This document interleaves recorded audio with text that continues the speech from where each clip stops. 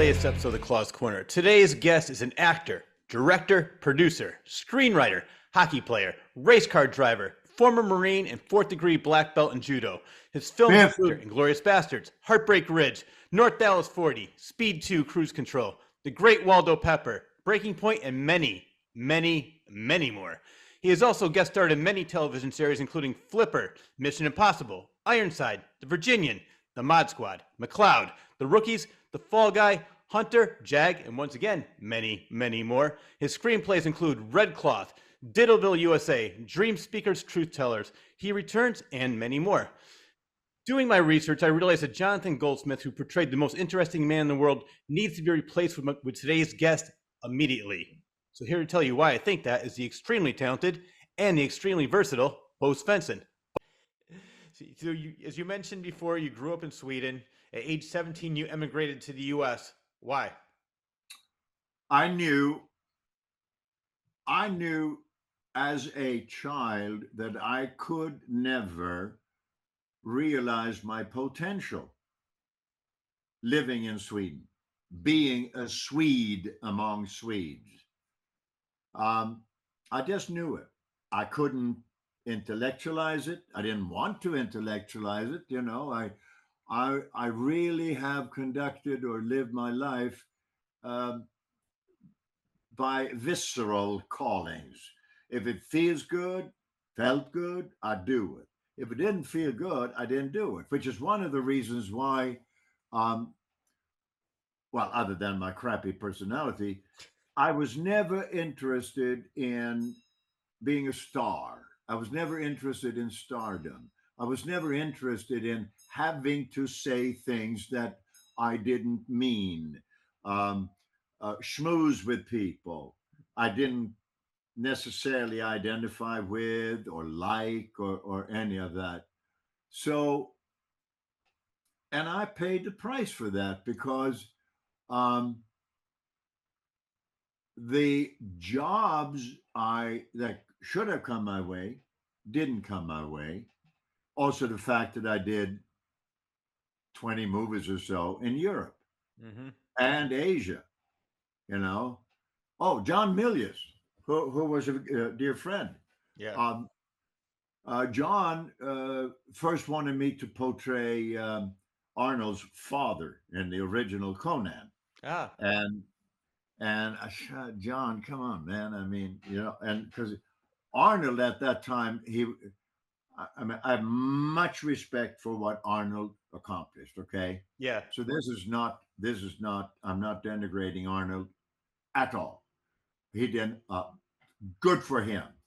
But I didn't take that job. And there were other jobs also that didn't resonate well with me. And I had people, my agents, say, you know, Bo, you should get yourself a PR person. Why? Well, you see, that's really important in Hollywood. Okay, so I did. So his name was Frank Lieberman, Mr. Lieberman, wonderful guy. Area 310-278-1933 was his phone number.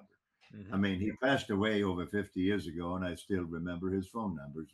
So that pretty much says that I respected him a great deal. Yeah. So once he put a blurb in with Army Archer. And Army was the big columnist in Hollywood. And if you could get something placed with Army, oh, bingo, it would be read within hours after Variety came out that day, you know? So Frank put into in Army's column, Bo and Lisa Svensson have quit smoking, and the money they save is going into a trust account for their children.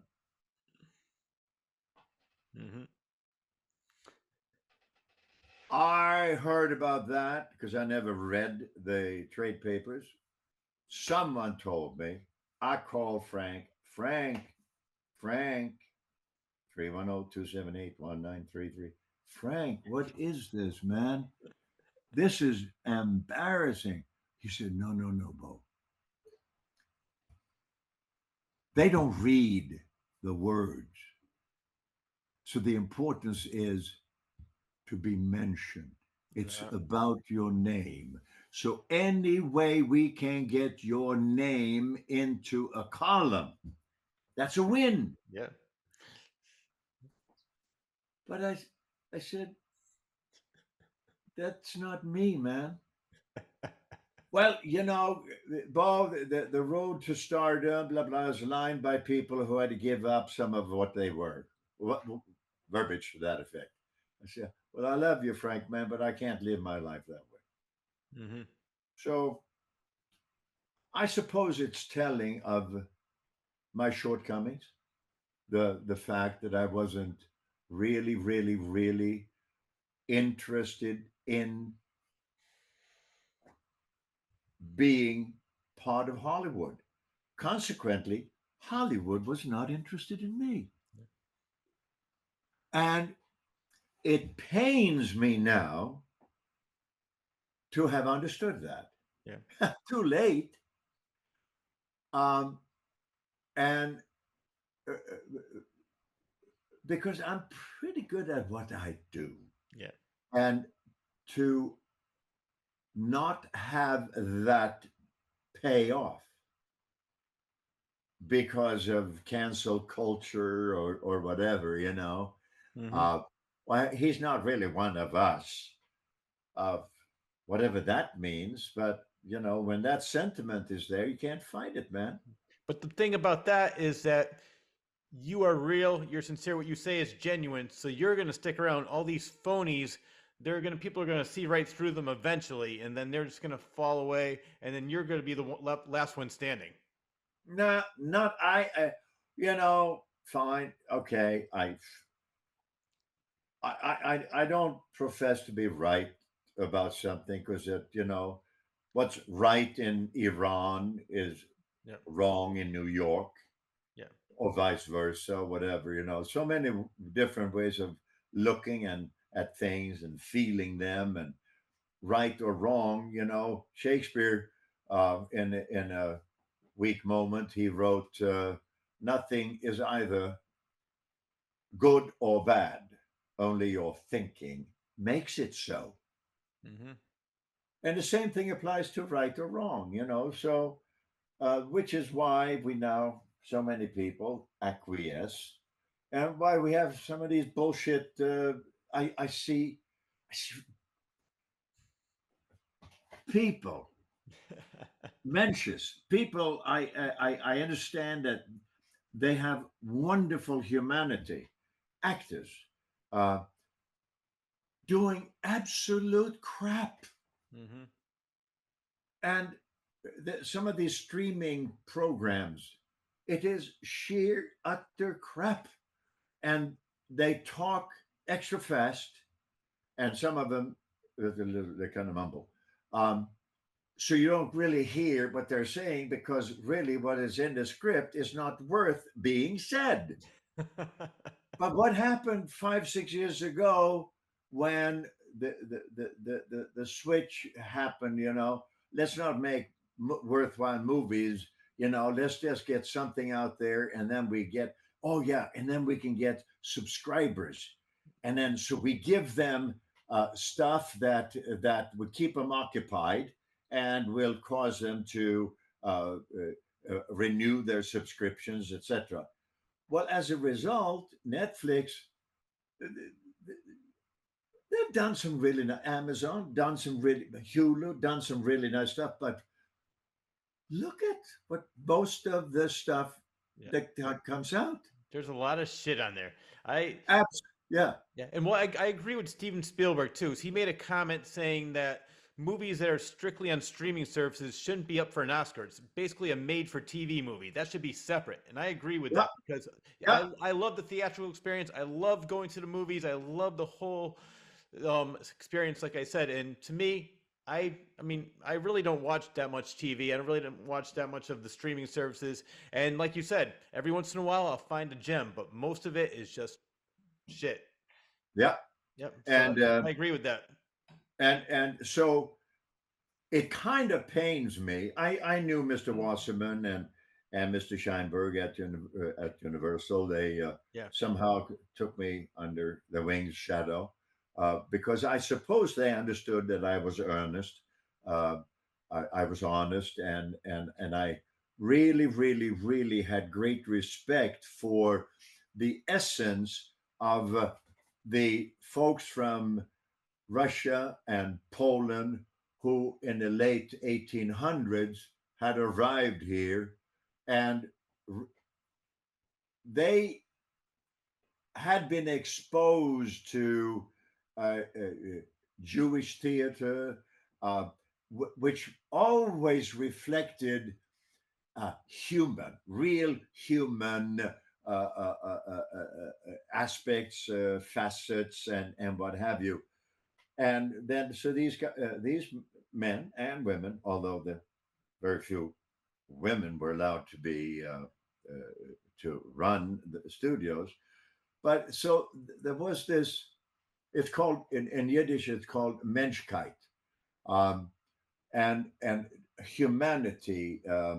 Very, very, very important. And these were very important aspects in storylines back in the day. Um, there was a humanity reflected on the screen, and that's gone on. Where is that today? No, it's just let's sell soap or subscriptions. That doesn't mean that everything is crap. Yeah. Not at all. I agree with Not that. at all. Not at all. There's some great television being made despite Hollywood, and same thing with movies. So um, I so I suppose if you ask me, well, where do you belong, Bo? I'm not mimicking your voice, but yeah, well, I'm ambitious, man. I am so ambitious. Yeah. I have an obligation to when people to that if people are going to spend time with me, I want it to be meaningful. I want there to be some payoff. I don't have the right to rob people of their time or use up people's time without filling that void with something that is truly worthwhile, which makes me now wonder, Jesus Christ, I've taken up so much of your time. I don't know that any of this is worthwhile. But Well, anyhow, for me you it be the is. judge, man. That's why you have a delete button or whatever. And cheers, water. Cheers. Same thing. You know what? For different reasons, you remind me of a future guest, somebody that you worked with on 6 movies, Fred Williamson. I'll tell you what I mean, because I'm getting ready for his interview sometime soon, and I know that he got roles in the 70s, but there weren't a lot of black leading actors at the time. And he had a couple roles, and studios didn't want to be the first one to have a black leading actor. So he said, fuck this. He started Po' Boy Productions, started making his own movies with his own production company. They were so popular. They said, "Hey, man, we'd love to have you." And he goes, "I'm doing well now. I don't need your help." And he basically did what you're doing. I mean, you worked in Hollywood, but he did like his on his own, on his own terms. He I didn't. do. Hey, man, I did 5 movies with him. Yeah, Of yep, the ones he produced, he wrote them, produced them, and directed them. yep. I have it right here. Right. Glorious Bastards, Deadly Impact, Delta Force Commando, The Kill Reflex, 3 Days to a Kill, and Steele's Law. Love them all. Now, he did not write Inglorious Oh, Bastards. that I know. Yeah, Right, because right. that was I that was do. an Italian movie, wasn't it? It was an Italian film, and it is one of I've been told one of Quentin's all-time favorite films Yeah. because I suppose when it came out is when he worked in the video shop, Yes. and that was a good video rental, and right, and so Fred, yeah, Yeah, I saw Fred the other day. We had actually spent some time at the airport in Newark and talked. And we're both strong personalities, and Fred more so than I. And it's unfair, but uh, perhaps because he is a man of color. Hmm. I don't know if that was uh, uh, an obstacle or assistance or whatever. I just know that Fred is a very smart guy. He's a unique person. He is highly accomplished in everything he does. Hmm. So it really bothers me that people like Fred had to fight extra hard to get to, in order for them to get to do what they're good at. Now, you can't hold someone like a Fred Williamson down because he's very smart, tenacious, has a lovely wife, Linda, um, and but you see, this thing about racism, it really bothers me. Hmm. I get very unhappy about it. Whether you're brown or yellow, polka dotted, Jewish, whatever, we're all human beings. And having seen, been around so many people who didn't make it, Hmm. um, I have a reverence for life. I have a reverence for the opportunities we have in America or should have once had. Um, that I'm glad that Fred Williamson did or is doing as well as he is, because there are other Fred Williamsons out there Hmm. who didn't do so well. Yeah. There are other Bo Svensons out there who didn't get to do so well. Yep. I'm I am so fortunate. I am so blessed. I tell you how I got into this business. May I? Yeah. Please. I was just out of the Marine Corps, and I had been for a little bit. I was with Naval Intelligence, and I was in Hong Kong. So there was a tailor there at the Peninsular Hotel on Nathan Road. Why do I remember that? And who cares? Anyhow, so he had built a baby blue cardigan, mohair cardigan for me. So I wore it, when I was in Liberty and what have you. And so once I got out of the Marine Corps, I was in Miami um, because my mother uh, had had a friend there, so she would come from Sweden to visit. So I'm in I didn't have any real clothes, I had Marine Corps stuff, and so I was in this clothing store. I was wearing my baby blue cardigan, and a guy came over to me, tall guy, my height, and he said, "Hey, where did you buy that?" I said, "Oh, in Hong Kong." And I don't know what prompted me. I said, "Do you like it?" He said, "Yes." I said, "Okay, you know what? I've had it a couple of years. Why don't you take it and enjoy it?" "Oh no, I couldn't do that." Blah, blah, blah. I said, "Why not? Why not? It's a gift, man." So he said, "No, I can't do that. But what can you sing?" "Can I sing?" I said, "I don't know." He said, "Well, sing something." So I sang from the halls of Montezuma, from the halls of Not the and he Zoom. said, "Oh yeah, yeah." To the shores of Tripoli, we fight our country's battles in the air, on land, and sea. All right. So he said, "Oh, good enough." He said, "Be at the Coconut Grove Playhouse, 9 o'clock Monday morning, and you got yourself a job. It pays $97.50 a week." Um, I said, "Oh, wow, wow. Okay, thank you." That was James Hammerstein, Wow. Talk about being at the Oscar's right place at the right son. time. Oscar's son. So he Wow. got so I got a job in the chorus of a revival of South Pacific. Wow. And you know what? It was $97.50 a week, and all the girls you could hug. You know what I mean? Oh yeah. Oh, Sounds like a good time. oh, and they felt so, and the word kind of got out that I was a disabled veteran and blah blah Yep. blah. And, oh, so I said no, I don't want to talk about it, but you can hug me.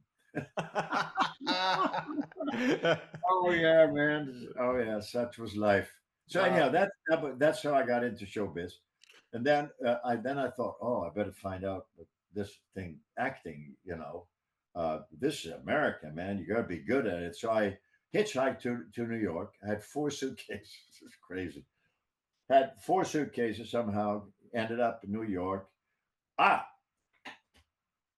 the guy dropped me off. I think it was on 51st and 2nd or 1st. I forget that. Right by a Swedish delicatessen called Nyborg Nelson.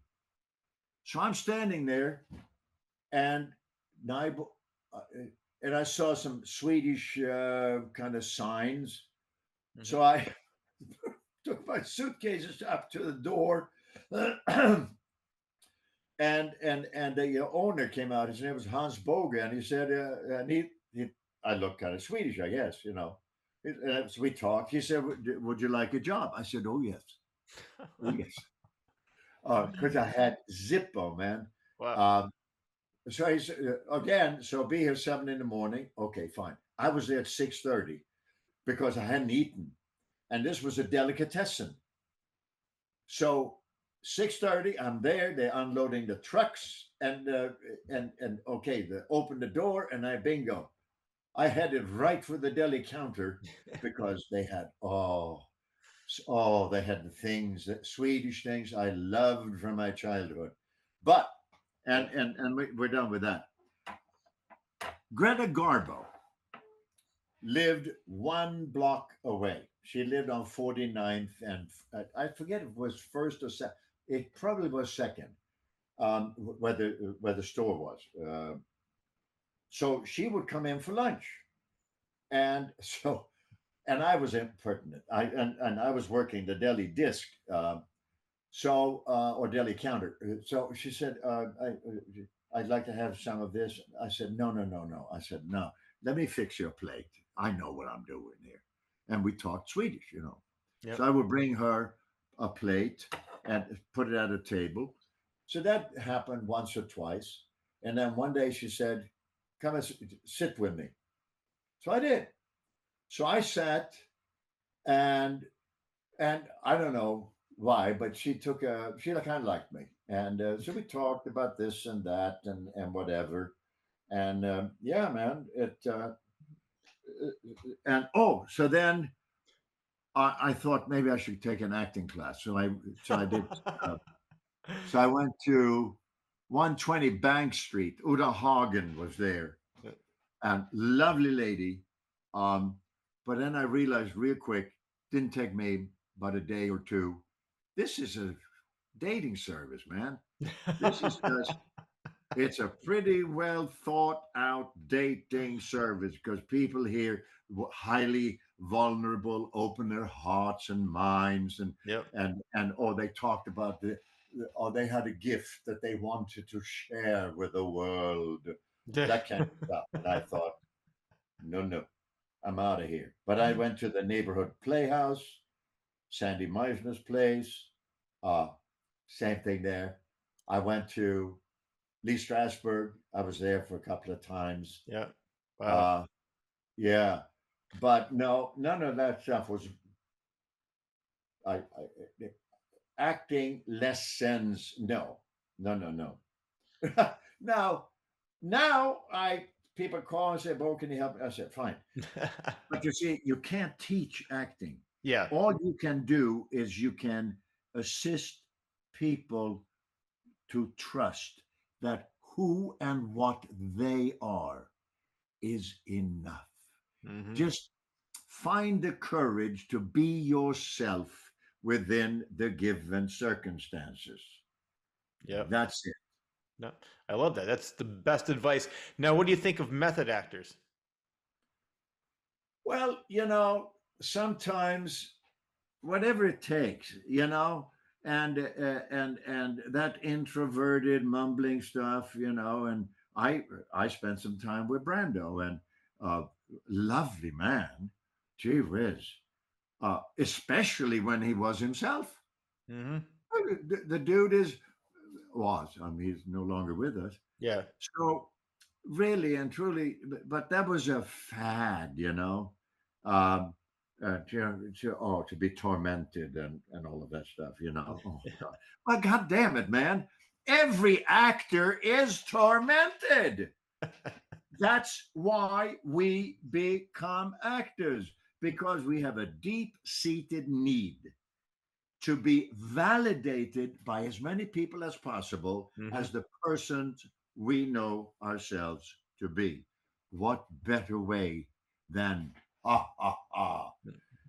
stand on a stage and have captivate 100 souls, or stand in front of a bunch of cameras Yeah.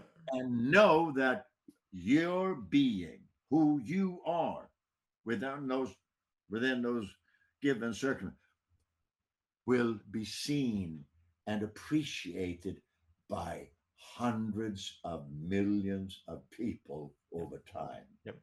Now, what do you prefer? Do you prefer live on stage or doing being on a film in the camera, in front of the camera? I did a play, two plays at the Circle in the Square Theater in the village, um, and it was a small theater. George C. Scott was doing Trojan Women when we were rehearsing, and when we were up, Dustin Hoffman was rehearsing a play. I the problem with stage, vis-a-vis giving holding court, um, you can relate to people. I portray Yang Sun in The Good Woman of Szechuan, and there really isn't as much of a bond when you are doing stage as there is uh, uh, there is a connection, but it's not personalized to you Yeah. as much as when uh, when you're actually interacting with an audience, which I love to do. I love to talk with people, have people ask me questions, interact. In other words, I'm kind of driven to be of use with what I know, who I am, to as many people as possible. Hmm. Um, yeah, maybe that's selfish. I don't know. I don't care. Yeah. Well, I heard one story about you on stage, and I want you to share it with my audience. It Yeah. involved you, Betsy Palmer, and a non-existent gnat. Oh, it was a mosquito. Mosquito. Sorry. Yes. Oh, it's so. Oh man, it's true. Oh yeah. That was the revival of South Pacific. I was bored, man, because I was in the chorus, so I'm standing in the back. While Betsy Palmer and Ray Middleton, they were singing "Some Enchanted Evening." I said, "Oh, okay, fine." So I had this. Oh, it was a flea. It was first time I did it was a flea. So I'm standing back and I'm mimicking this. Okay, jump. Okay, one more time. Not too slow. Okay, go ahead. Okay, go. So I'm doing this upstage, and then and sometimes I think maybe I only did one or two nights, but then I would also catch mosquitoes. You know. So Betsy Palmer came into my dressing room, and I have to tell you how she sounded. Listen, you fuck. You upstage me one more time. I'm coming back here. I'm gonna have your balls for breakfast. Wow. And I didn't know better, man. upstate, downstate, what the hell do I know? I just came out of the Marine Corps. I'm standing here bored because you. Oh yeah, oh yeah, that's a true story. Yeah. So I'm guessing for the rest of the show, the mosquito never made another appearance. No, no, no, no. Then somebody said, that's unprofessional. I said, "But I'm professional. I'm not professional. I just got this job, man. Maybe someday I'll be a professional." It's so impressive the fact that, I mean, how, because you, before that, you really never even thought about acting. I mean, when you came to the That's not US, you were true. more interested in hockey. No, that too. But you see, when I was in Sweden, my mother was a big band leader. She had a big orchestra. Sometimes 14 people, sometimes 18, depending on the gig. So she was into the arts, so to speak. And I had a hockey a goalie coach because I was sort of skinny, whatever. And he said, your legs, you got to get stronger legs. Okay, fine. So he said ballet. And then he said, "Isn't your mother performing at, I think it was Student Prince or The White Horse, very well known European musical?" And my mother played the accordion. So when they needed an accordion player in a musical or play, they would call my mother. So she had made friends with the ballet. And somehow the coach knew that. So he said, why don't you start taking ballet?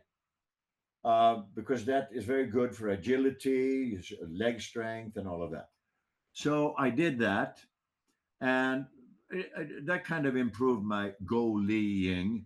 However, then I got kind of roped into the artsy fartsy community, and I was only like 10, 12, or whatever. And then I met a most brilliant Swedish man. His name was Sten-Åke Cederhök. He wrote musicals. He wrote variety shows. So he put together a youth cabaret. It's like Cabaret, the movie Cabaret was like that. And he hired me to be the lead character. So I got to be, we toured in the summer. We toured with this cabaret. So did I do acting? I don't know. But I did musical numbers and what have you. So I had done some of that. Yeah. But no acting. I mean, this was musical theater, I guess it would be called. Right. So coming out of the Marine Corps, no, this was it, man. So I did the play, went to New York, realized, oops, no, man, this is mumbo jumbo stuff, man. I'm not going to do that. And somehow, I got acting work, and somehow I did okay at it, Yeah, well, you're good. I've seen many movies starring you, and I love them. As you said it earlier, is like being yourself is the best. And I think that I see. I mean, from talking to you at the Chiller Convention where I first met you, and talking to you now, I definitely see a lot of you in your movies. Well, thank you.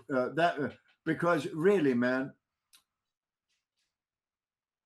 I would like to believe that more people feel that what our value is our humanity. And the more we can have our humanity, our individual humanity, touch others in a way that does not diminish them, but allows them to experience more of themselves. In other words, to be a catalyst. That is so wonderful. So then I would be a shit of a person if I pretended to be the character instead of, hey, it's my job to be that person within these given circumstances. Yeah. So since and when that is the case, yeah, of course, there will be a lot of me. even come on, let's take De Niro. You know, Yeah.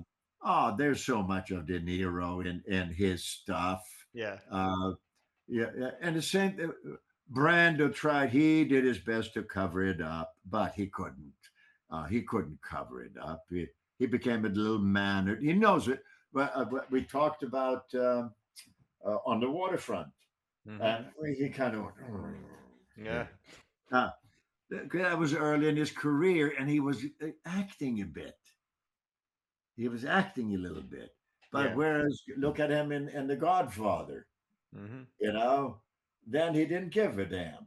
And then it was, okay, so the orange peel, and yeah. Yep. And anyhow, I digress. Yep. What was the question? Well, no. Well, there's one movie that pretty much it has a little bit of all of your different activities in one movie. It was Bob Clark who did Christmas Story. He did Children Shouldn't Play with Dead Things. He did Oh Porky's, yeah, Breaking Point.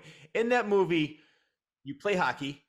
You're a judo expert and you're a former Marine. I mean, they yeah. covered everything. They have all of your different aspects of life in that one movie. You know, I kind of helped put that in there. Ah, Um, because the Bob Clark, that's one of the guys I I would have liked to have been a better person, mm-hmm. so I could have been his friend. But friendship have to earn, and this was in 1976 or seven, and I wasn't then the person I am now. I was evolving, coming out of being right off the boat from Sweden, the Marine Corps, and then bingo, I'm now starring in movies and shit. And how did that happen? But I hadn't matured at the time. Yeah. Um, so I would have liked to have been a better person and earned Bob Clark's friendship. Yeah. Yep. Well, I noticed in the movie they concentrate a lot on the witness protection program, and I read that the witness protection program, I didn't realize it started in 1971, so it's pretty much brand new when you made this movie. Is that why they focus so heavily on that aspect? I don't know. Oh, Uh, okay. as a matter of fact, I have the original screenplay of Breaking Point. Ah, Oh yeah. how different is it from the So movie? what? How different is it from the movie? I don't know Oh, okay. because I never read the screenplay. You know, I don't do that, man. I don't read. I no. I go with what are we doing today, and okay, of course, like when I did Frankenstein, I read the screenplay, and I was then I was at I was foolishly getting a Ph.D. in metaphysics, so I was balancing uh, academics with. Well, my mentor, Dr. Van Dragen, was also he had four PhDs, one which was liberal arts, English, speech, and what have you. So he worked with me on Frankenstein, and I learned from him to look for the nuances, the depth, uh, why, ask why is this person doing this, and so I could then um, personalize that, you know.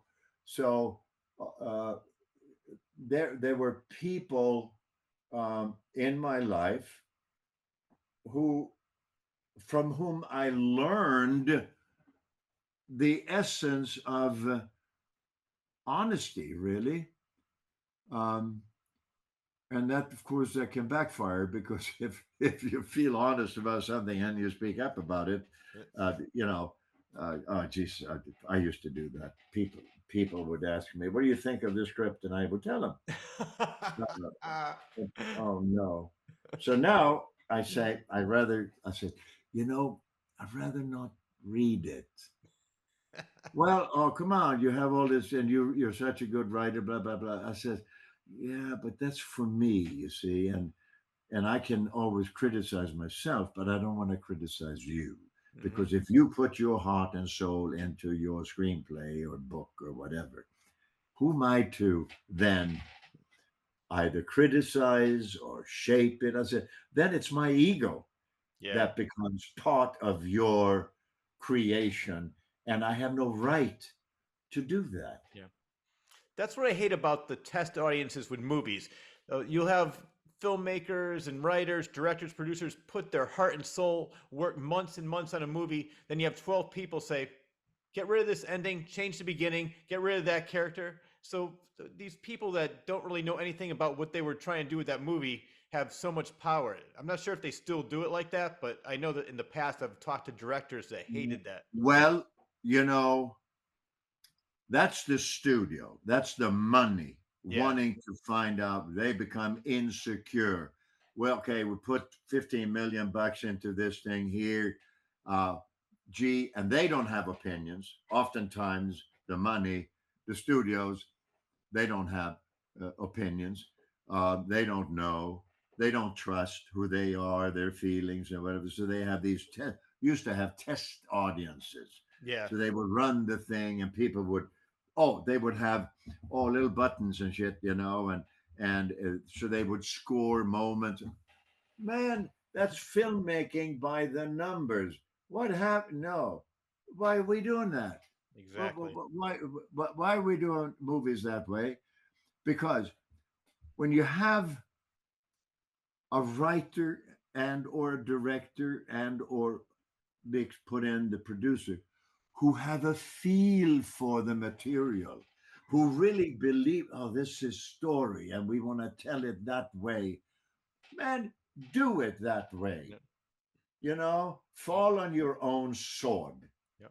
Don't let someone else skewer you out of because of their ego. Yeah. It's funny you say that. I read an autobiography on William Friedkin, who did The Exorcist, French Connection, and he was saying that when he showed The Exorcist to the studio, there was this one head executive that said, "Get rid of this, cut this. I don't like this." And he told his producer, he goes, "I'm not changing anything. Let's just tell them we made the cuts." He goes, "They're gonna notice." I said, "He just likes to hear himself talk. Trust me." They came back up a couple weeks later. The guy watched it. See, isn't it so much better with my recommendations? He didn't change one thing. Yeah. Oh, there you go. So what you said was proven by William Friedkin. Oh, good. Well, he was a fine, fine, fine filmmaker, and he was married to a powerhouse. What was her name?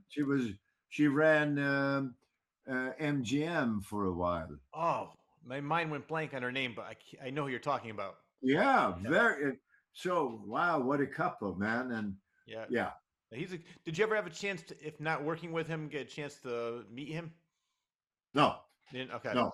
But I was very good friends with Robert Bolt. Hmm. Robert wrote Dr. Zhivago, um, Lawrence of Arabia, A Man for All Seasons, and The Mission, and whatever. And he and I we became very good friends after he had a stroke. Hmm. Oh, big time. Yeah. Orson Welles is another. I loved Orson, man, and I loved the way I could never say it that way, but he would go, from the depth of your ignorance, would you tell me that one more time? How did you end up meeting him? Uh, well, my wife and I, we used to live in a place called the Shoreham Towers, right off of Sunset Boulevard, Ah, right across from the Old World restaurant. And there was right up the street was a coffee shop called Poopy's. And a lot of us misfits would meet there. Orson, um, uh, uh, Nate Esformas. That I haven't thought of them for so long that the names are not. Mar. Um, Anyhow, yeah. really wonderful people, super creative people like Nate Esformas, wonderful, wonderful actor, didn't get a shot. Not really.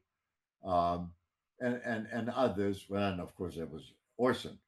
Um, and yeah, so over the years, man, um, and they don't make him like that anymore. You know what I was going to say, and I mentioned this to other people too. There's really no more greatness anymore. It's just a lot of mediocrity. Now anybody with a YouTube channel thinks they're a star. Anybody on a reality show thinks they're a star. Back then, people had larger than life personalities. They had extreme talent. It seems like there was, as you just said, they don't make them like that anymore. And there seemed like there was more greatness, in my opinion. Maybe some people disagree with me, but Well, fuck them if they do. exactly. But You and I have the same way. It's like I have an opinion and I really don't care what people think. So well, but no, that's I really care. I do. I like to listen to people. yeah. Um, um, I spent some time with Leo DiCaprio Hmm. um, at the after the screening of Once Upon a Time in Hollywood. Yes. Um, Now, there's a super great guy. What a talent. Gilbert, Gilbert what was Grape. it? Gilbert, What's Eating Gilbert Grape? I was going to yeah. mention that movie. That's when I first saw him, and I didn't know who he was at the time. Well, he was on Growing Pains as well, but he did such a phenomenal job in that movie. I said, this kid And, is a great actor. and because he has the courage to be himself, Yes. and he has the courage to be himself in all settings. Now, unlike me, he's not loud. He is he is more understated. Yeah. In other words, yet pointed. There is no doubt about his intellect and what have you. So there are people like him in the business today, and there are fabulous writers and producers and directors. And I fear that some of them don't get to be who they really are, that the system um, is getting the best squashing them, squelching them, muting them. Yeah. Um, um, and we have this thing called cancel culture. Ugh. We can go on for Oh another yeah, 3 hours about that. I am yeah, so against and that. and you see, I believe I am a victim. I am victimized by that. Ugh. Um, but I'm not going to let that overpower me. But it's something that, for instance, I can't get an agent. Ugh. Cannot get an agent. Wh- And Why yeah, do you think you're a part of it, though? Why do you think you're part of or why do you think you're a victim of the cancel culture? What happened with you that you would be canceled? uh, have not had an acting job in many years. Hmm. Um, my screenplays, I think Val told me that just the other day, my screenplays over 40 best screenplay awards. Wow, congratulations. Well, but see, that's frustrating Hmm. because then they are, if some people are wrong, okay, but when there are that many best screenplay awards, I know there's something there. Hmm. And but when I submit a screenplay to an agent, I say, "Hey, hi, would appreciate if you would take a look at the screenplay and let me know if so and so might be interested in portraying such and such character, of course, subject to acceptable terms and conditions." I don't get any responses. Wow. Well, what about the movie that you're doing on Bayard Wooten? Okay, Bayard Wooten, an amazing lady, truly amazing, North Carolina, New Bern, North Carolina. And I haven't had time to go after Pepsi, but she designed the original Pepsi logo. Hmm. So I have the rights to so much of her stuff, her clothes, her cameras, and this and that. It, but I'm working on this other TV series. I just signed uh, David Proval. David did the Sopranos and this and that. It's a great guy out of Brooklyn. Um, he speaks Yiddish fluently, and I have Bai Ling in it, and we're going after now the lead actress for it. And but it's a slog, man. See, back in the day, agents and managers helped get films made. Mm-hmm. Today, the first thing when you send them, I send someone sends them a screenplay. The first thing I said, is it financed? Mm-hmm. Well, wait a second, dude. If it was financed, I would not be talking to you this way. Yep. I would say, hey, here's an offer for so and so.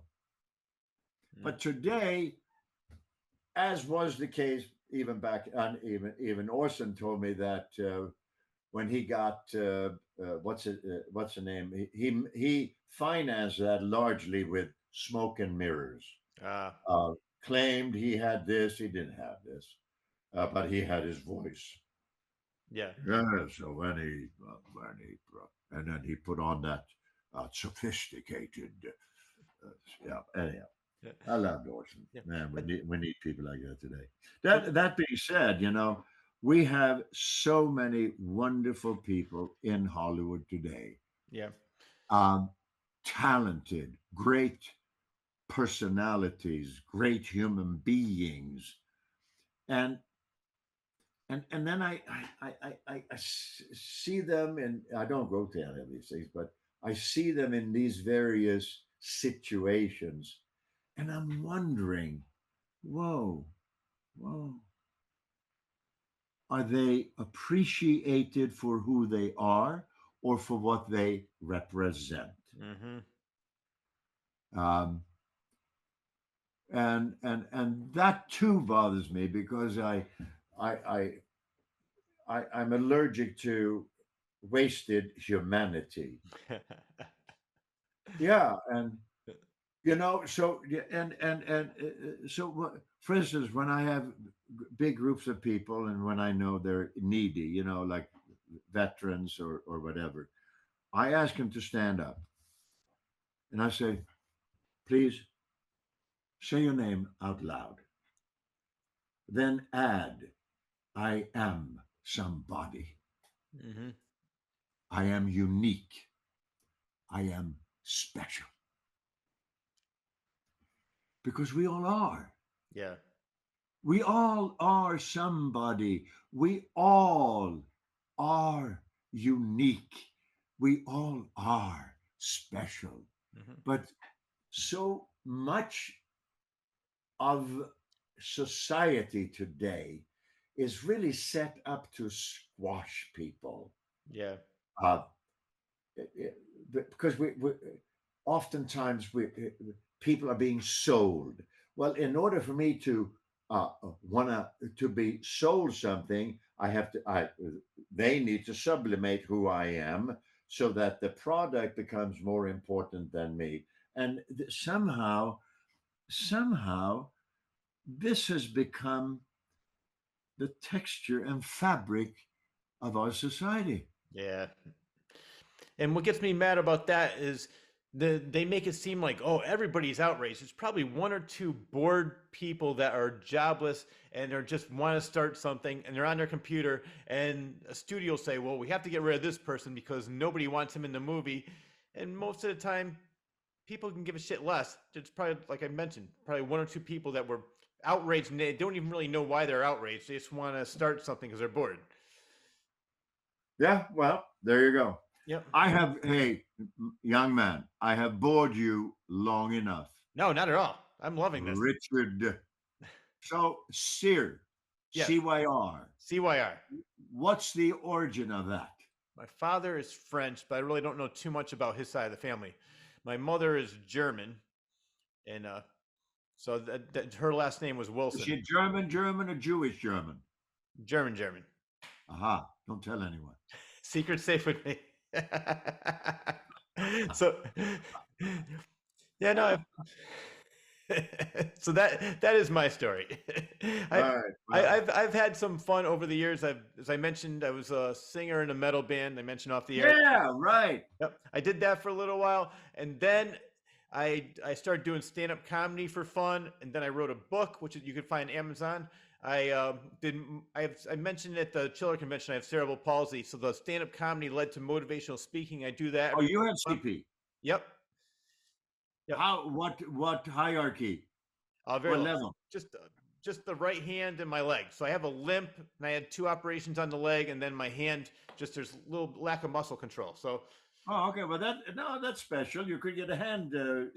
What is that hand modeling job with that? Yeah, right. Exactly. I could play a wounded warrior or something. Very nice. So and then now I started doing this, and I love doing this show because I get to interview people like you who I grew up watching all the movies, and I have. So what do you do with this? So you're going to cut this thing down until manageable. It is manageable. Yes. And then what do you do with it? Well, then it's on YouTube, and then it goes to Spotify, iTunes, Amazon Music, Audible, and iHeartRadio. And they pay you? No, this is all just for fun. So how do you make a living? How do you pay the mortgage? I'm a financial advisor, so that's my day job. So I do that for fun. I do this for fun, and the financial advisor I do to pay the bills. And since it's mostly like a 9 to 5 job, so I have time to have fun as well. So I get everything out of the way during the middle of the day, and then come home at night and have some fun. Fantastic. And right now you're in Connecticut. Yes, I live here in Connecticut. Oh, you do? So you're in your home right now? Yes. Oh, okay. Yep. Fantastic. Yep. So. All right. Well, thank you for your time. Oh, so do you have to go? Because there's a couple more questions I wanted to ask you. Because. What? Ask your question. All right. Chiller was kind of a little bit of a reunion for you, Fred Williamson, I didn't really buy Ling, and also Sybil Shepherd. And I want to talk about the movie Special Delivery because I love that movie, and I want my audience to hear what John Wayne's reaction was to that movie when he first saw it. Oh, okay. Do you know any of the story? Yes, I do. Okay. So John Wayne was sitting at the Cinerama Dome on Sunset Boulevard, Sunset and Vine, because somehow he kind of liked me. And so he had heard that I was in this movie, blah, blah, blah. So he went to see the movie. And as the movie started, then he said, wait a second. I own that screenplay. I own that story. And I talked with Patrick about this. So anyhow, he stopped it from being distributed because he had bought a screenplay. I forgot what the title was. Maybe it was Special Delivery. I don't know. He had bought a screenplay, stopped at his favorite watering hole, and having his not water. And hold on a second here. Let me see. You're very popular. Okay.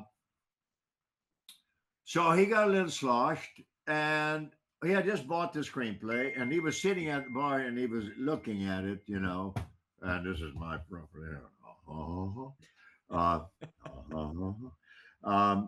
And great John Wayne impression. Oh, well, thank you. So he forgot the screenplay on the bar. And the bartender's name was Don Gazaniga. Well, Don Gazaniga, between customers, read the screenplay. And he thought, it's pretty good. So he typed up a new title page written by Don Gazaniga, sold it to Bing Crosby Productions, who hired me, and after quite a few other actresses. Oh, the ones. Oh, they wanted. Oh man. Anyhow, Well, so, come on, I got to hear this. yeah, yeah. Well, so anyhow, so Sybil, and Sybil is a delightful person. Yeah. Not that disciplined, and so Sybil actually, and we had Alex March. Was it uh, was it Alex March who directed? No, no, no, no. Maybe it was.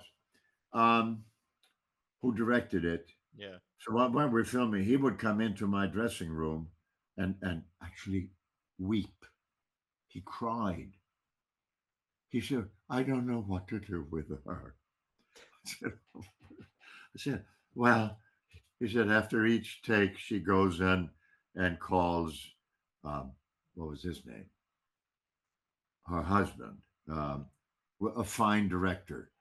Um, what the hell was his name? Yeah, I can't remember what his name was. Anyhow, So she was. so she went to call her uh, husband, or Mhm. maybe they were just noodling. I don't know if they were married or not.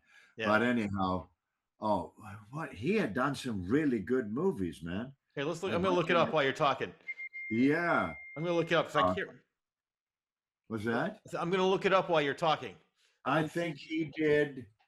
Um, what the hell was the name of that? Something with a young kid and black and white movie set in the South in Oklahoma or somewhere.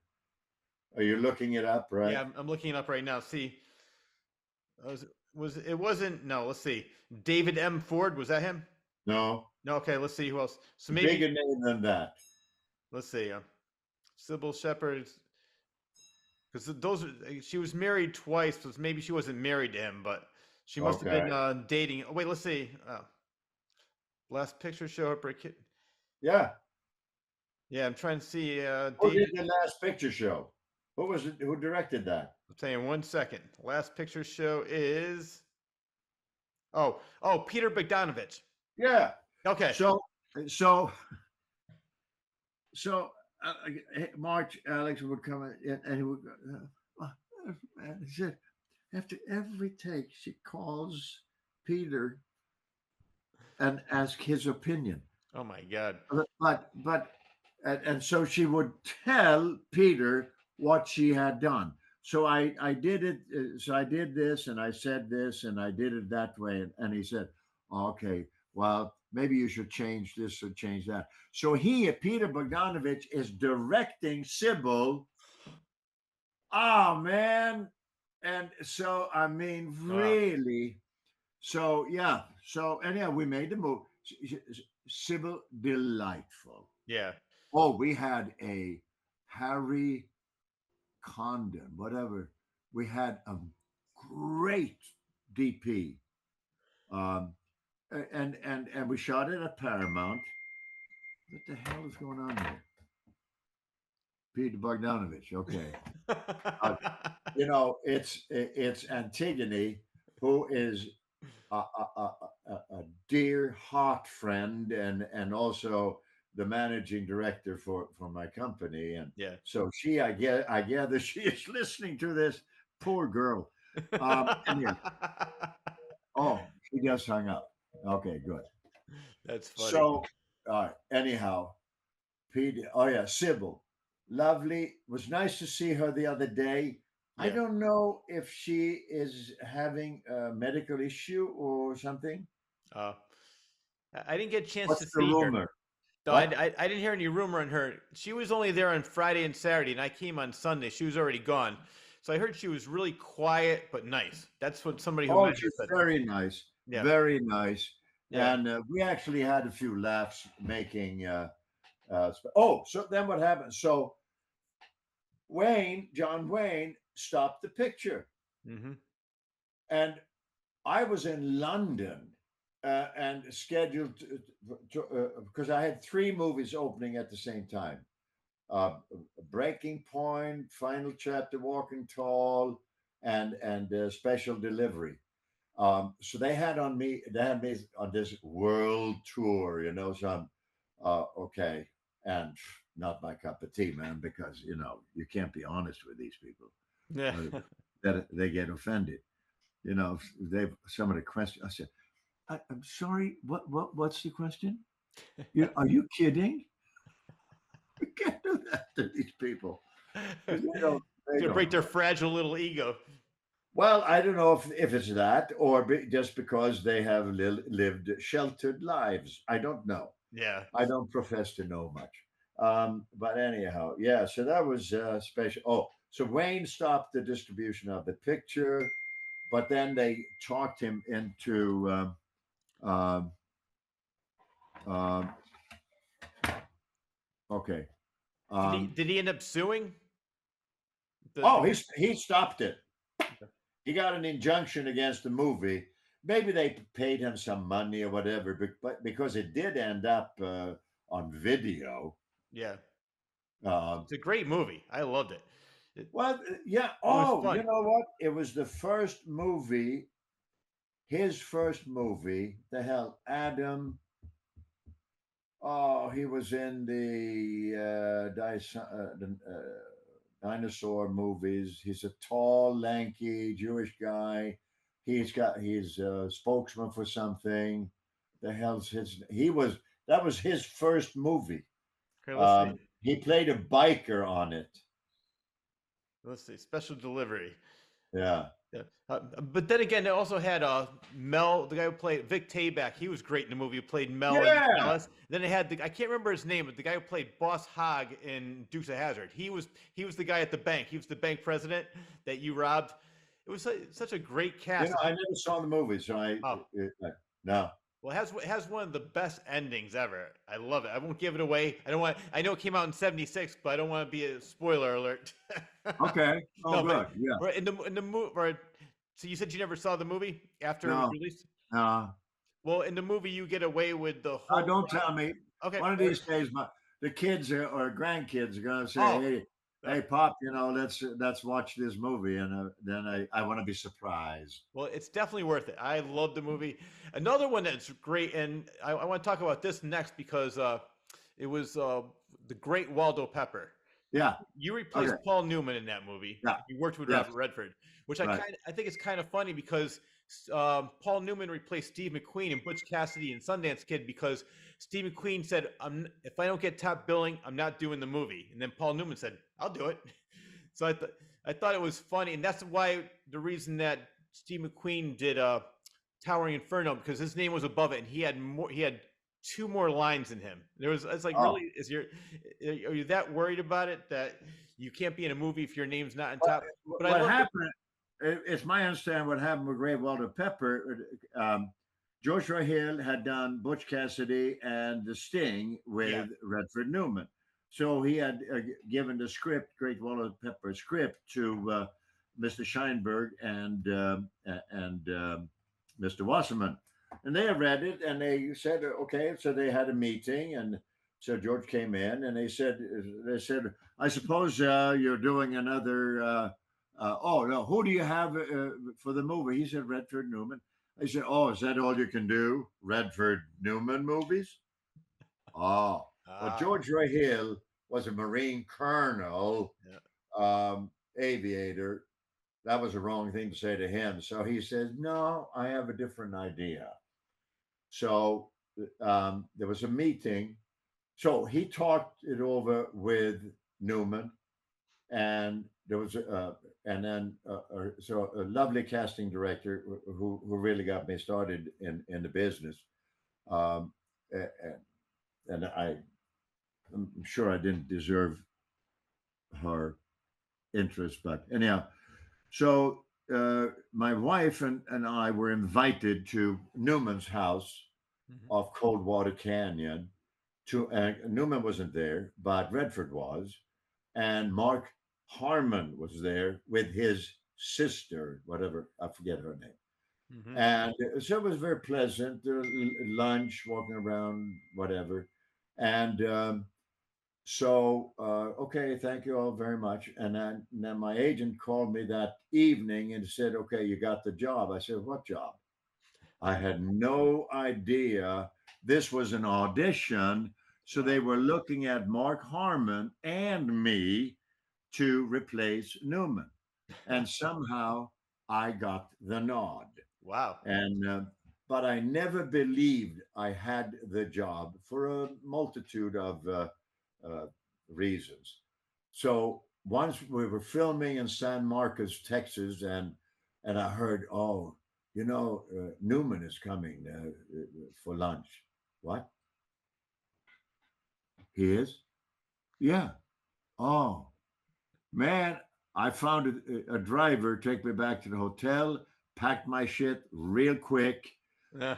and took a cab to the airport and bought a ticket for a flight to LA. And so now it's like 4 or 5, 4 in the afternoon, whatever it was in the afternoon. And I'm sitting at the gate. And here came Ray Gosnell, the first assistant director, and said some. I never heard swear words like those, even though I was in the Marine Corps. He said, "Why are you here?" I said, "Well, I didn't want to get fired in front of everybody." And he said, "Oh, Jesus, you're not. Come on, dumbass, dumb fucking Swedes." So get back to the set. Okay, so there was a station where I had fun, had to locate my luggage and shit, and then anyhow back out to location and anyhow, yeah. So I thought for sure that I was replaced. I was so insecure um, doing that movie, not insecure because of any acting thing, Yeah. but but I had kind of misrepresented what I did in the Marine Corps uh, to the casting director, who had then maybe embellished what I did in the Marine Corps. So George Roy Hill thought I had been a Marine Corps pilot. Ah. And so I never liked having gotten that job because I didn't feel right about that. Yep. So when I heard Newman is coming, I said, okay, I'm done, man. I'm out of here. Yep. Right, right. But um, okay, so that was that movie, and Well, speaking of that movie and speaking of flying, I yeah, want to talk about the wing walking scene and how that came to fruition. okay. I felt so bad uh, that George Roy Hill had thought I was a Marine Corps pilot when I was in what's called Force Recon, which is we were on the ground looking up at people. So there were lines in the movie. There was a line that Redford says to someone. He had pretended something or another in the movie, and and at one point he says, "Well, that could have been me up there," meaning fighting the Red Baron. Well, that was kind of my mantra, also. Right. Anyhow, so I wanted. So the studio had been enjoined from no actors on the wing of an airplane. Well, so I was sitting in a bar uh, Saturday evening or Friday evening, whatever evening, and I'm talking with Jim Appleby, who was one of the stunt pilots. I said, "You know what, man? Um, you got the Redford mask, right?" Yeah, he had the Redford mask. I said, why don't we? Can you get a hold of a camera? Yeah, I can get it. And a 400-foot mag. Sure, yeah, okay. So the next day, we rigged an airplane. I forget if it was a Jenny or J1 Standard or Tiger, whatever the hell it was. So we rigged it with a camera over his shoulder. And I'm in the front cockpit, and then we got to about 4,000 feet or so. Um, he tapped me to let me know the camera's rolling. So I got out on the wing. So a biplane, no parachute, nothing, man, just sheer stupidity, filled with sheer stupidity. So a biplane has two bays. It's got the first set of struts and the second set of struts, and then there are guy wires between holding the whole thing together, right? So as I get out on the wing, I get to the first bay, the strut, and then I moved out between the two struts. This is where the wires are crossed, and I'm holding on to the wires when I'm seeing the horizon is now like this. Mm-hmm. No, it was like that. And as and I'm I'm looking back at Appleby, and Appleby is doing this. He's got both hands on the stick, so he can't do this. So he got both hands on the stick, full right aileron, and full power now. Then he adds full power. So when he did that, I'm hanging like a pennant. I weighed like 225. I was in really good shape. So I'm hanging on to the wires and sort of fluttering in the wing. So, and then I see the horizon now getting normalized. So now we have a normal horizon, and then my knees hit the lower wing, and I'm looking back at Appleby, and he is now motioning to me, get your ass back in the cockpit here. So and then I stepped through the wing, getting back into the cockpit. And right. But, anyhow, so we did get me out. And so then what we did. So I think we put that exposed can in with the camera department's exposed film that was then aired. They flew it by air back to the studio every night, so that the studio could develop it, and then they would look at dailies back at the studio. So then the production manager first, I think it was whoever, or maybe it was George Ray Hill. Is that Svenson still with us? No, I can hear it now. Where's the guy? The guy disappeared. Where is he? Because as I stepped through the wing, the camera ran out of film. Oh. So the last they see in dailies is me dropping out of camera. But anyhow, George was very happy with having that footage because, because it gave some authenticity to the movie, So yeah. Well, I'm glad you took a chance on it and decided to do it. Having a couple of drinks and said, "Let's do it." Well, it was. I was feeling bad, man. I had to do something for the man. Yeah. So that, but it's an odd feeling, man, to be at 4,000 or 5,000 feet on the wing of an airplane, no parachute. Hello, what, pray tell, caused you to want to do this? So that brings the next question. The next question would be, did you do a lot of your own stunts in the movies? Yeah. I don't know if it's ego, but I'm fairly athletic, and difficult to double. Mm-hmm. You can double me pulling the camera way back and all of that. But I always felt an obligation to our audience and also to the director, the producer, the writer, to the extent that it is possible, I felt I should do the stuff because that way it's me on camera instead of somebody who they can make look like me, you Yeah. know? Well, I think it's probably a lot more difficult now because the studio doesn't want the star to get hurt and then shut down production. So I don't think they'll allow the major star to do things like that. Is that accurate? Oh, yeah. To get a completion bond on a picture, the production company has to agree to certain stipulations. Yeah. Also, it's foolish, really. There's one of the pictures that I'm producing. I also wrote the damn thing. Um, I am saving all the action to last.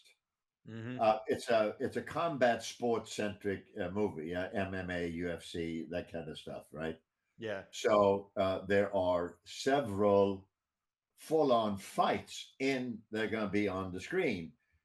But we're on the production schedule, we're doing them last. So, because our central character, our lead, um, i- is going to be an MMA UFC fighter. Mm-hmm. And we're going to do a global search, by the way. I want combat sports fighters, practitioners from all over the world to have the opportunity to star in this movie. And so we're going to put the word out to the whole world, and there are 1 billion with a B combat sport practitioners. That includes judo, karate, jujitsu, MMA, UFC, blah blah blah. So I want them, all these people. Here's an opportunity for you to star in a Hollywood franchise. It's like a Rambo, a Rocky, that kind of a thing, I like it. Yeah, right. But so this dude fights in the movie, but his fight's gonna be last. But so if he gets really banged up, we will have sufficient footage that it's not gonna delay the Yeah. release of the picture. So do you have it written already? Oh yeah, it has won. Oh, I hear. Yeah. What's the name of the script? I'll show it to you. I have a copy here. I don't know if you can see it. Can you? Yeah. Put it hold it up a little bit higher. There it goes. Oh, Diddleville, Yep. USA. I think it's. Yep. Yep. And so it's won a lot of awards. Yeah, it's called Diddleville because the guy who in the early 1800s, there was back in those days, a swindler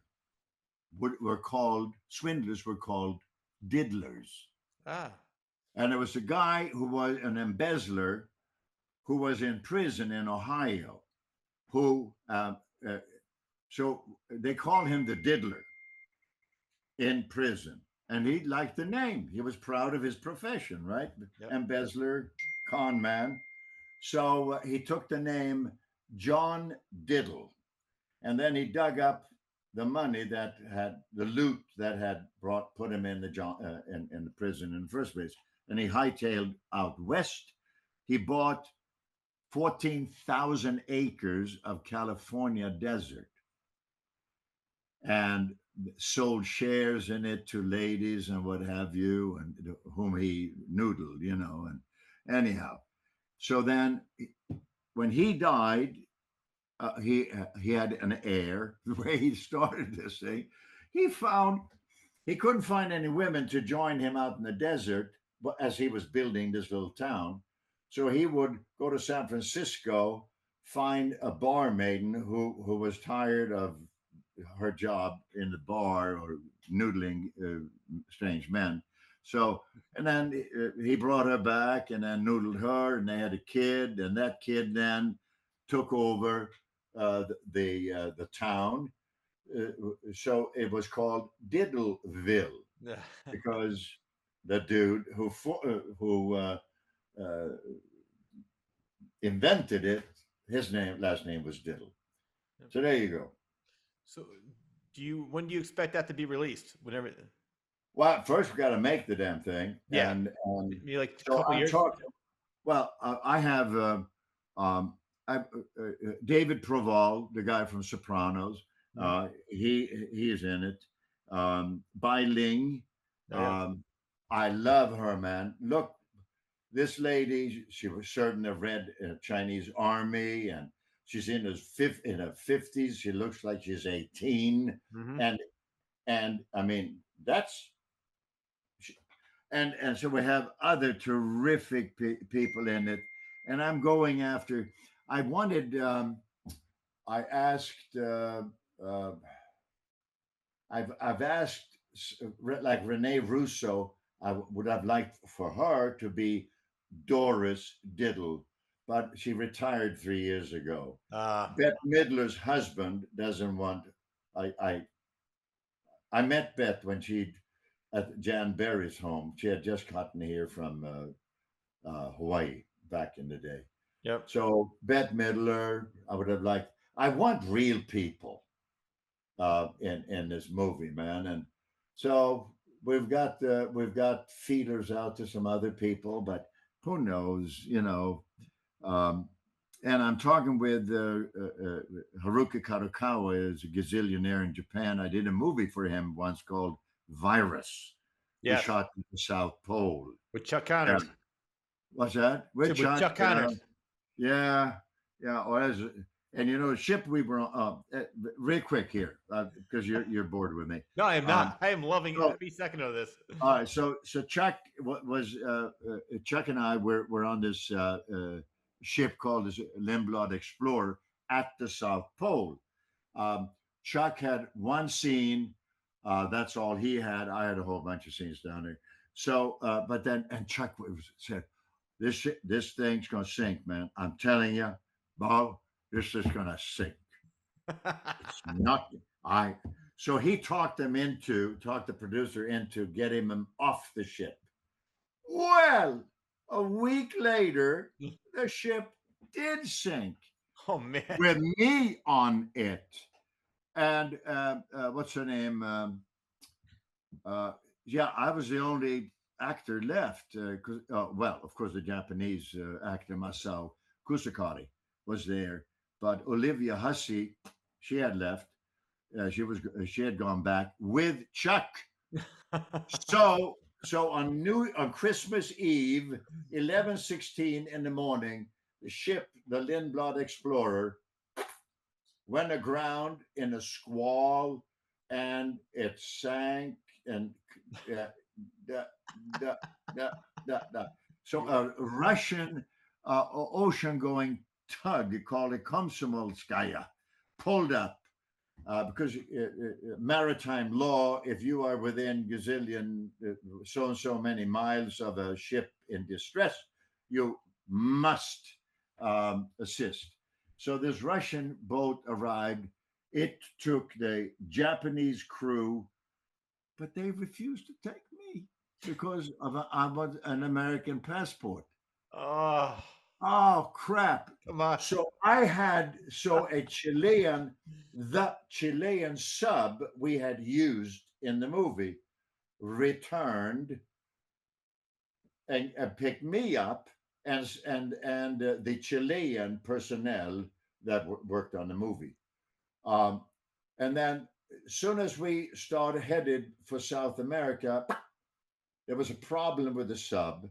So the sub had to cross Drake's Passage on the surface. Now, so the sub was listing 65, 70. Oh, we knew it was going to flip, but it never did, because I'm here. But as we are having this horrendous crossing back to South America from the South Pole, the news services reported Chuck Connors is on a sinking ship. in Antarctica. Oh yeah, and oh man, and I, as a matter of fact, I have a photo somewhere taken of a satellite. There was a satellite photo of. Oh, here we go. Here we go. Let's see. So, can you see this? Up a little bit higher, please. There it is. Now I can see it. Perfect. So, satellite took this photo of the ship that I'm on, and you see, you see the lifeboats here. Yep. When Chuck is in his hotel room. He's the only guy that knew there was going to sink. In Fort Lauderdale, about to go and play golf. It comes on the TV. And on the TV, there he is, his photo and stuff. And the the very fine actor, Chuck Connors, is currently shipwrecked at the South Pole. Poor Chuck. So Chuck hid in that hotel room for a week. That's hilarious. For a week. Oh yeah. Yep. I loved him in the movie Tourist Trap. Did you ever see that one? No, I didn't. It's hilarious. It's like a low budget B movie, but he is great in that movie. I love that movie.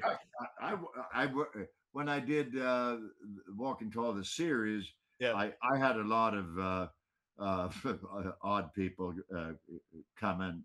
So he was in one of those. And Chuck and I became very good friends. So much so that a couple of days before he passed, he called. Wow. He called. And he said, "Bo, I'm fucking dying." Wow. I said, "Why? I was having a nice time, Chuck. Why are you putting me on a downer?" Well, stop depressing well, me. no. He said, "Well, handle it." Oh, that's funny. Yeah, well, there you go. You have a lot of interesting stories with different actors. I want to go over one story so you can tell my viewers. You, Richard Harris, in a car trunk. Oh, this story goes even. No. I'm making a movie with Rod Steiger and Richard Roundtree and Ann Turkel, Richard's wife at the time. Mm-hmm. And we were in bed together. And actors, hormones, all that stuff, right? Well, Jason, so she at lunch, she goes and calls Richard, who is in Nassau. He was in the Bahamas doing something, and told him that Bo was quite amorous, and so Ann Turkel comes and said, "Richard wants to talk to you." Okay, so I got, hey, you fucker, you fucker, you. What you do to me wife, hey? All right, anyhow. All right, so then a couple of years later, we're in Toronto. He's doing some weird thing, and I'm doing some other weird thing. And and we kind of took a liking to each other. So we went to a restaurant called Three Small Rooms, and had a lovely evening. Great food, and a little bit to drink. And so on our way back to the hotel, well, Richard said, "Yeah, I know what you did with me wife." I said, we've been through that. I don't want to sit next to you. So he says, "Open the trunk." So the limo driver opened the trunk. It's winter. Fucking freezing ass cold winter, man. So Richard is in the trunk. I'm sitting in the back seat, enjoying my loopy loop. And then we're pulled over by the cops. And and guns drawn. Oh, gun coming. Bingo, right at my window. Yank the door open. Get out of the car. Because Richard... Well, not too long ago, I interviewed an actor that worked with Clint Eastwood. And I know you did Heartbreak Ridge. And the reason I bring this up was that he mentioned that Clint Eastwood likes to keep it fresh and usually does either 1 or 2 takes. Did you have that same experience with him on Heartbreak Ridge? I don't, I don't count. I don't know. I just know that he's a great guy, man. I really like him. Yeah. Monosyllabic. I don't know if he has a very big vocabulary, but Well, yeah, seems to be working for him. But in my opinion, Clint Eastwood is one of America's great directors. Yeah. And because he is Clint, not enough people put him in that category, which I feel it's unfair. He's done some really, really fine movies. Oh, yeah. And largely on his own. He had a good team over at Warner Brothers, Malpaso Productions. But, I mean, his stuff was multidimensional. And, yeah, Heartbreak Ridge was not. Yeah. I mean, that's, I never saw the movie, but, I did some dubbing or whatever, but it's my sense of it is I don't know that it had universal relevance. Mm-hmm. And it's not that I have a need to be on the soapbox, but I do feel we have an obligation to an audience that our audiences must be better off at the end of the movie than they were in its beginning or at its beginning. And I don't know that Heartbreak Ridge was in that category, but look at some of the other stuff that he's done, man. Oh, yeah, I mean, Gran Torino is a great movie. I'm trying to think of some of the other ones he's directed, but $1 Million Baby, I think he won an Oscar for that. He's done some great and work. rightfully so. Exactly. And he took a topic that not many people would want to spend much time on, and no, the dude is one of our best ever. And I also like, because I'm bringing this up too, because you did something similar, because you worked in Italian movies. I mean, he had the spaghetti westerns, then he became Dirty Harry, then he had the movie with the ape, Any Which Way But Loose. So he had like 3 different careers in acting. But you worked in Italian movies. One of the movies we talked about was Inglourious Bastards with Fred Williamson. How different was it filming in Italy compared to U.S. production? Well, I directed 3 or 4 of those films for, the hell was his name? Attilio De Santis. Mm-hmm.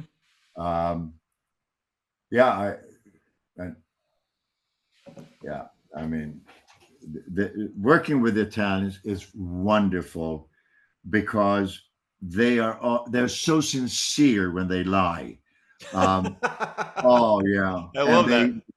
Oh yeah, oh yeah, oh yeah. So my agent Attilio De Santis, Bo, allora Bo, come stai? Senti, I read the script, and it's the most wonderful script I ever read. Okay, so in 2 days, you go airport and you go to Manila. It's a most wonderful script. The money is in the bank, and very good. So sorry, I must go now. Rosanna has a dinner. Okay, ciao. So I didn't have anything else to do, so I would go to the airport, and lo and behold, there's a first-class ticket, blah blah blah, and dumbass, fly off for Manila, nobody picking me up at the airport. So I thought that happened many times. The production was, no. I arrived in, anyhow. So I'm guessing the productions So are a lot then I looser. get, no, but so then I get to the set. Oh, this is a prime example. One movie, Yugoslavia, and I arrived. I got to the hotel, and there's a guy leaving, and he said, "Hey, how you doing, Bo?" I said, "Hi, I'm fine. Do I know you?" "Well, I'm so and so. I was the director." "What do you mean you were the director?" Yeah, I was the director." But you wrote it. Yeah. Why are you leaving?" "Oh, I got fired." "Why?" "Oh, because you're directing the movie." I said, "What?" What? So he said, "I got to go." He says, "Yeah, I got to go." He says, I guess, and he said, "I guess I'm on the same flight that you arrived on." Whatever. So I get to my room, and what the hell was his name? His name was, that is, he was not one of my favorite people. But anyhow, so he calls from Rome. "Allora, Bo, ciao.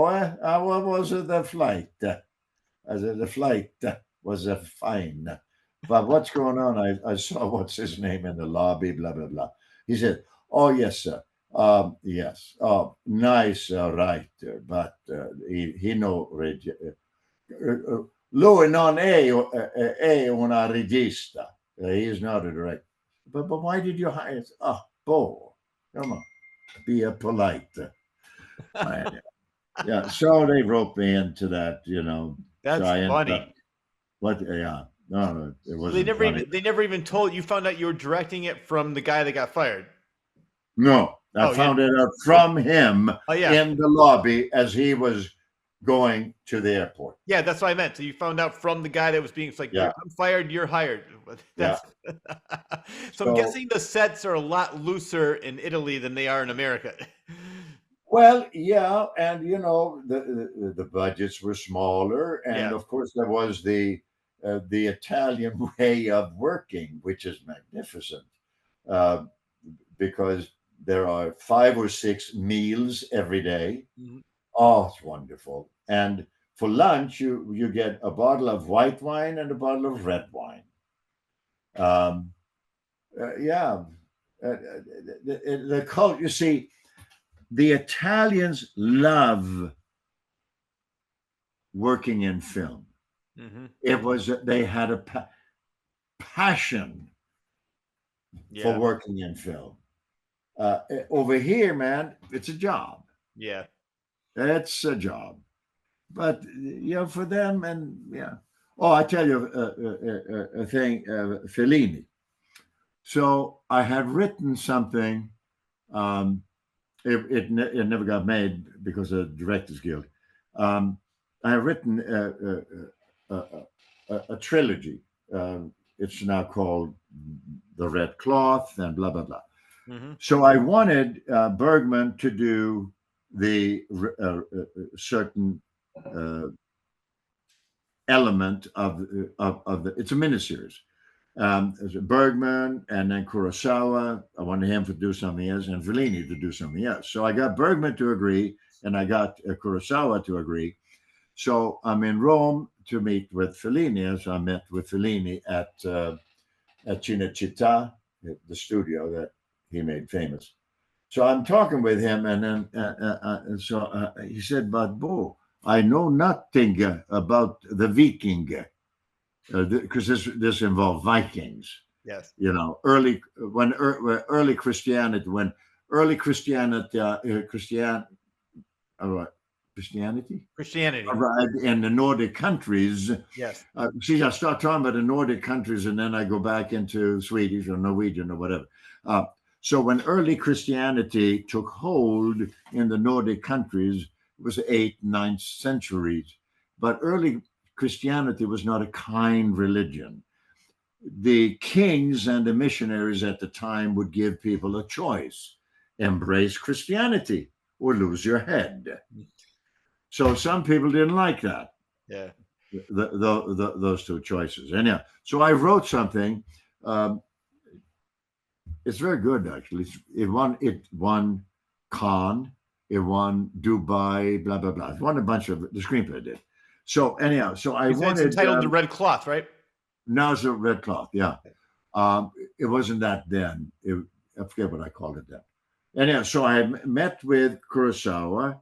I had met with Ingmar Bergman on his island off the east coast of Sweden. So I met with Fellini, and I said, "Oh, so I'm doing my spiel, here, this, and this." So then he said, "But I know nothing about the Viking." I said, "Exactly, maestro. Neither does our audience. Mm-hmm. So therefore, what you find fascinating about the Vikings, so will our audience." Mm-hmm. He thought about that. So he said, this was on a Friday afternoon or evening. I think it was afternoon.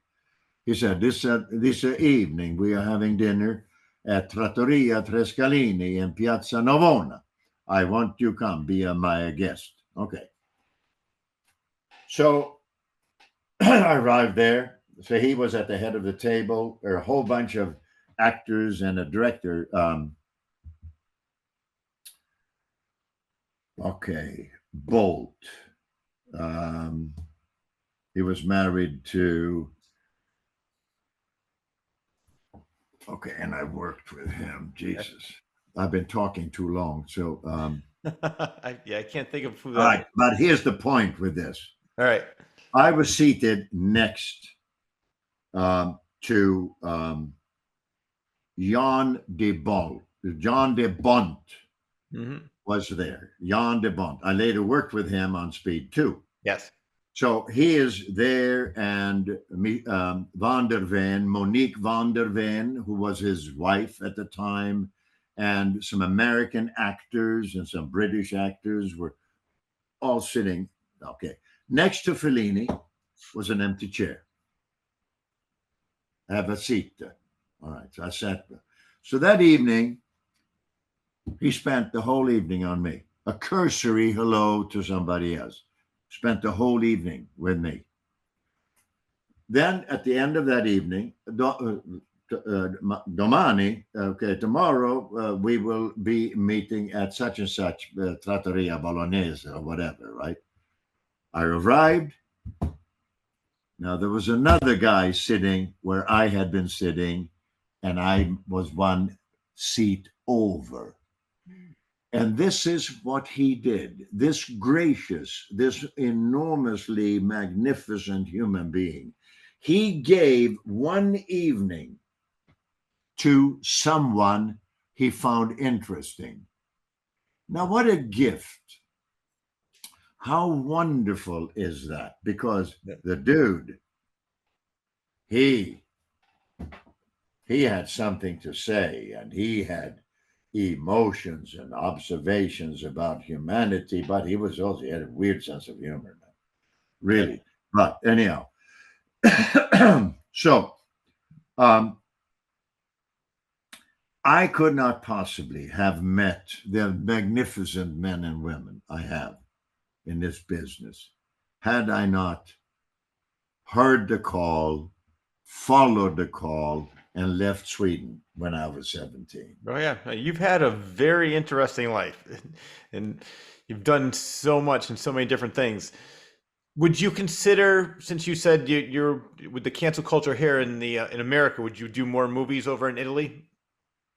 No.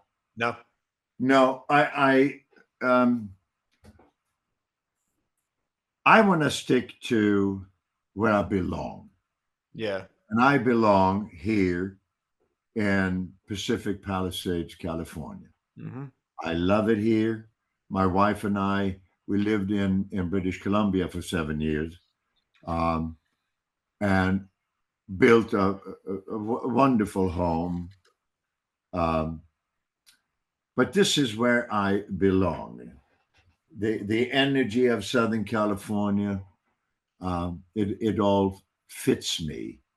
So I don't want to romp off and do movies in foreign lands, and I'm not that interested.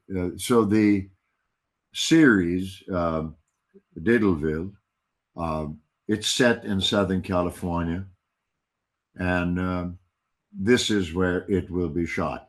Okay. I've shot another thing that I've written, Dream Speakers, Truth Tellers, which deals with um, Native American plight, um, intergenerational historical trauma that afflicts so many cultures, really.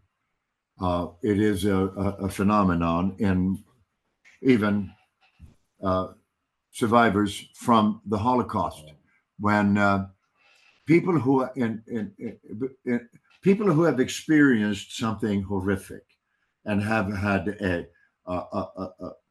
an awful PTSD-like reaction to an audiovisual event, an experience, or whatever. The essence of that experience is lodged in their genes. It's part of their DNA, RNA that then gets passed on through their DNA, RNA. Which means that descendants of Holocaust, of the and the great injustices that we've perpetrated on Native Americans and other indigenous people around the world, the essence of that resides in the descendants. So they've also heard about the massacres and this and that through oral history. So that combines then with whatever genetic predisposition they may have to experience a moment or an episode. Well, anyway, so I wrote the screenplay about that. It's not a comedy. But that too, I'd like to shoot here. And I don't want. I love it in Italy, man. I like Italy of old. Italy, like, yeah, the world has changed. Yeah. Well, I can give you an example of that. I used to be a manager at Rite Aid, which is a pharmacy, and I had an old Italian cashier and a young Italian pharmacist. The older one spoke of Italy just like you. She said, you know, we care more about life. We take 3 hours off during the afternoon because we enjoy family. And the younger one said, it's become way more Americanized now. It's nothing like it used to be. She goes, she hasn't been there in a long time. Yeah. It's not like America, where mostly let's care about, let's get as much money as we can, and don't worry. I mean, life is important, but not as important as it was back in the days that you're describing too. And the part of the Italian way of life was creative lying. Yes. Cosa fare? And you know it because which was brilliantly depicted in the first Godfather. The guy who De Niro shoots. That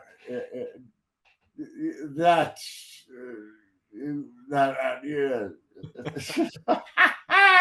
But hey, man, what's the alternative is to live a mundane life, to feel subdued, be colorless. Yeah. Boring. Be PC. No. PC, dude. Yeah. Oh, I hate that. Yeah. It's a horrible thing. Like you mentioned, the cancel culture, political correctness. It's getting worse and worse. The woke. I don't know. Yeah. I don't know. I mean, I'm hoping it comes to an end sometime, but I don't see an end for a long time. it can only come to an end when people of means Yeah. stand up and invest not money necessarily, but invest their better persona, Yeah. make an effort to change the world for the better. Mm-hmm. Yeah, so that we can find respect again.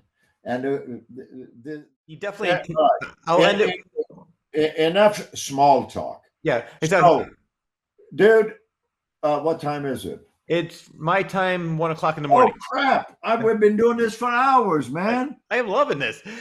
Well, can I bring up at least? I have so many other things I want to talk about, but you mentioned Putin, and I want to mention how your screenplay "Don't Call Me Sir" and how that led to you challenging Putin to a fight.